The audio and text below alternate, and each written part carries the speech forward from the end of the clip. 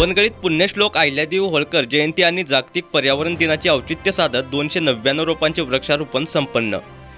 समीक्षा बहुउद्देशीय संस्थेच्या संस्थापक अध्यक्ष रोहिणी राऊत यांनी वनगळीकरांना दिलेला शब्द पाळला। नमस्कार, महाराष्ट्र पोलीस न्यूज 24 मध्ये तुम्हा सर्वांचं स्वागत। जाणून घेऊया आता सविस्तर माहिती।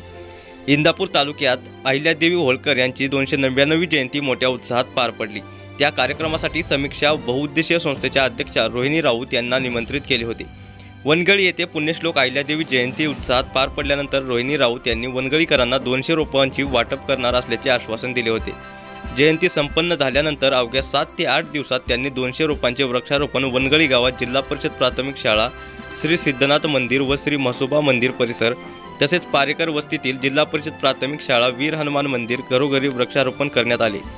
समीक्षा बहुउद्देशीय संस्थेचा हा उपक्रम म्हणजे वनगळी गावाच्या हरित क्रांतीचे एक पाऊल असल्याचा ग्रामस्थांनी भावना व्यक्त केल्या।